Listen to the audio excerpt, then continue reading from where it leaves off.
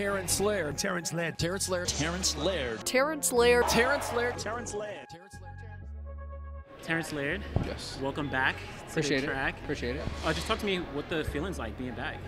Feels good to be healthy. Last kind of calendar season I had was up and down, a lot of injuries, a lot of just pushing through it. Now healthy, just ready to compete and just kind of see what I can do being healthy and not having anything limiting me at practice and at the meet, and kind of being not as confident as I am now. Well, it's great to see that man on screen, Terrance Laird, back. It's the 22-year-old from Pennsylvania, Terrance Laird. Terrance Laird, who hails from Coatesville, Pennsylvania. With the great Terrance Laird. Terrance Laird, LSU. Laird in the lead. Here comes Terrance Laird. Forget beating him on. Terrance Laird wins the 100. Terrance Laird with a running start in the lead. Forget about it. Can he hang on, or Laird going to catch him? Laird catches him. Terrance Laird. If you can describe 2023, your comeback season, in one word, what would you say? I'll just say execute. Because I think one thing I've learned just being at a high level, execution is just what separates the elite from the good.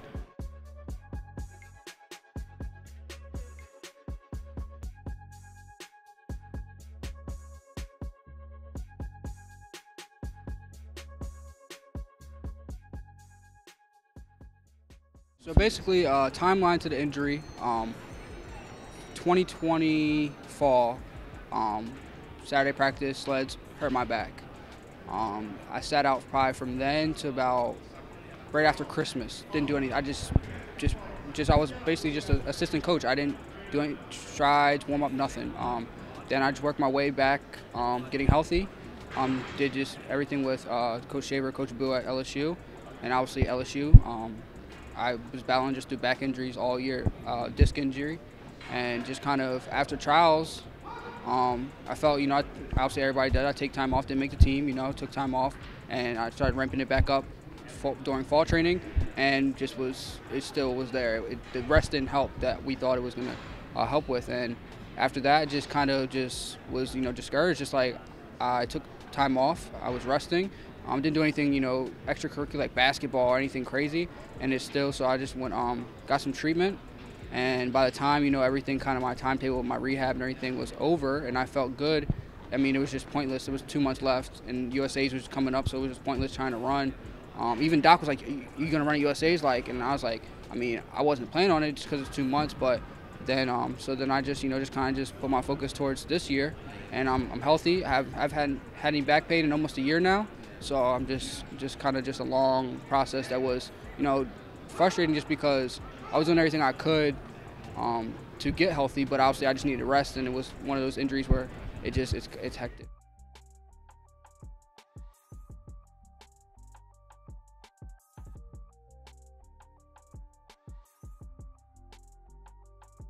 The hardest part about that whole process was practice and pre-meet, warming up, because when you're in the race, adrenaline kicks in. But everything before that felt like hell, and it sucked. I wasn't, to be honest with you, I wasn't expecting to even win at NCAAs. I knew before the race, I just knew that I wasn't gonna make it. I just knew.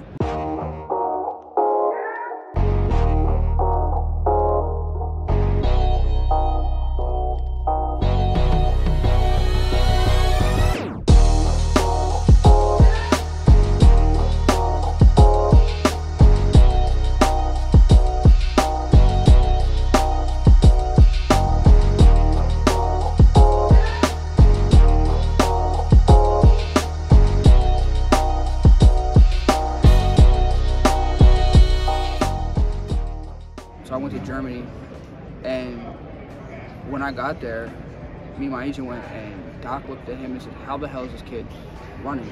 He looked at me and said, "I don't know how." Damn. How? Damn. Because I was hips were so out of line, back, he said you were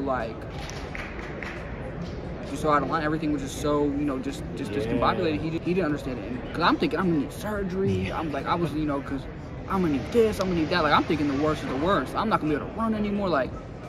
And I was there for about 2 weeks, did everything he told me to do, and I mean, I can't think it with, you know, I don't think there's nothing where I can think with, just, but it was like stuff that he did was just quick, just this, just that, boom, boom, this, boom, and it was like, since then, you know, I was like, okay, you sure? Went there, I haven't had no back pain, none. And I used to, like, for me, I used to not be able to do dishes for more than 5 minutes. If I had to, you know, like standing up in a shower, like take a long shower, that wasn't happening. It was a long process. It was hell. But for me, it was just like just pushing through it, and it was like I get a little bit of relief. But since I've been there, I feel good. So it is what it is. You go through that stuff.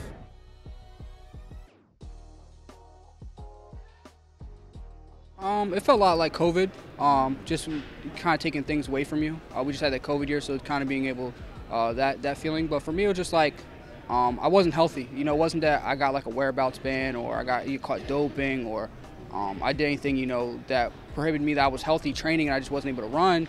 I just knew I wasn't meant to be there. I wasn't healthy. So just for me knowing how it was at trials being banged up, and even in nationals, I won 100, but I wasn't 100%. So knowing that, how I felt being, you know, 75%, I didn't want to go back out there until I was, you know, 100% short and able to train 5-6 days a week at a high level without having any, you know, special ramifications for practice to get through the practice, and, you know, just lighten the practice so I get to the meet. So it was interesting.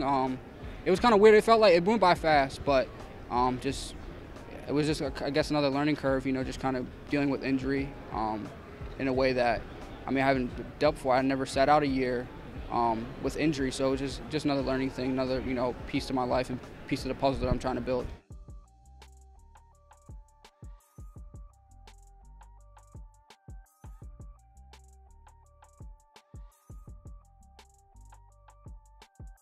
For me, it was just kind of putting everything together, just being healthy, and obviously, I started training around Halloween, so I had. Let me put the math together, 5 months of training, you know, and not really much speed work, not really much, you know, I guess you would say speed work done. I just went out there just see where we're at with training. And running my PR was kind of fulfilling because that PR was from before the pandemic. So that was, you know, when I had a whole fall, you know, couple indoor meets, then I ran it. And that was, you know, that was after, you know, I ran the PR in my second round, the final. So that was just fulfilling and knowing that I'm moving in the right direction. And obviously the time that I took off, there's no rust, there's no, oh, you know, like, you know, you're gonna take time to get back. I came back and I'm 2 steps ahead of where I was when I left. So it was very for me, it was very encouraging just for me knowing, okay, everything I'm doing in practice is working. You know, obviously I train by myself, so everything I'm doing in practice is working. Everything, you know, the plan, everything's, you know, going according to plan. So for me, it was just kind of just, you know, going on the track and it's just another race, not making it any bigger than it was, not making it any smaller than it was, just a race. And, you know, there's a lot of things I can still clean up, but just the overall base of the race was, I was happy with.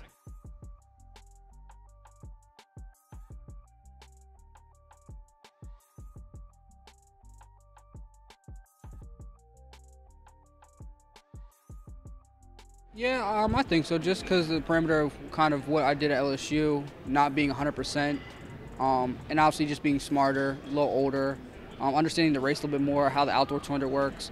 Yeah, I definitely think, and obviously, you know, I'm working to be the best I can be, not to be faster than anybody else, to be the best I can be, because that's just how track and field is. You know, some people are faster than others, some people are slower than others, but just working to perfect my race and execute my race. Yeah, I definitely think I can get down there.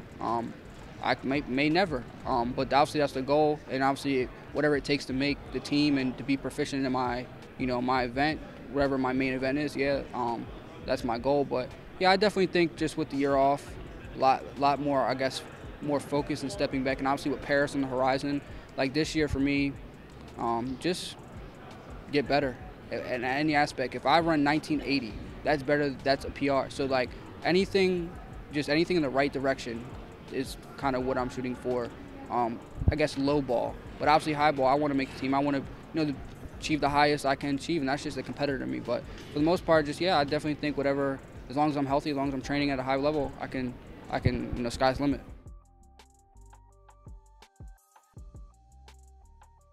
To me, they're equal. I mean, I wanted to win the 200 at Nationals, never did it. Won the 100, which I would never thought. But for me, whatever I feel that I have a better, feel better in the race-wise. Feel like, I don't know, the 100. I mean, obviously shorter. It's easier, but now the 200. If I'm feeling better in the 200, my race feels better in 200 than 200. If I feel better in the 100, it kind of varies based on how I feel and kind of where everything's kind of lining up with training. You know, I could be doing better in the 200, but we've been doing a lot more speed work, or I could be doing too much speed work and not being able to finish my 200s like I normally do. So it just really varies based on how I feel and kind of where I guess times I've set throughout the year.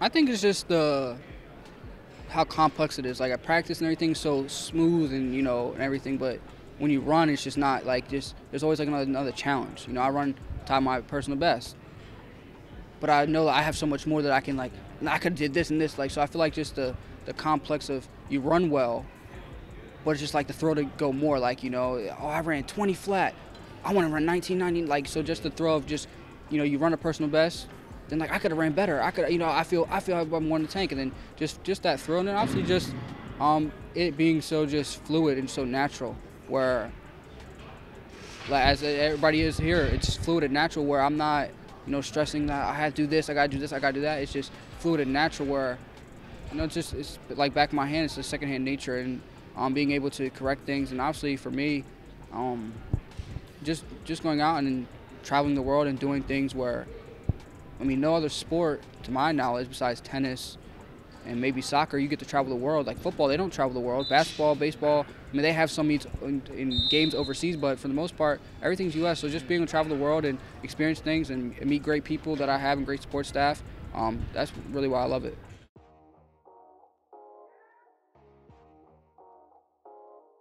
I think one thing I've learned, just being at a high level, execution is just what separates the elite from the good, from the average, from the good. Like, so if you execute, I just think that's the biggest thing for me, execute. Because everything is, the plan, everything, the whole, everything's laid out for me. If I just put it together and execute, I mean, sky's the limit.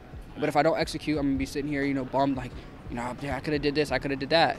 So I think just execution, and kind of, because when I execute, then I know what it feels like, what it feels like to run, 19.5, 19.6, right? So then I can put the pieces together, okay, and then work harder. And then once I execute, you continue to keep executing, keep getting better and better. It's just sky's the limit. And I think that's just the biggest thing that I've learned, that I personally didn't do as well at LSU, didn't execute. That's why I lost the 200. I didn't execute, I didn't finish the race. I mean, the race wasn't the 198, it was the 200. So just execute and kind of treating every race almost like it's your last, treating every race.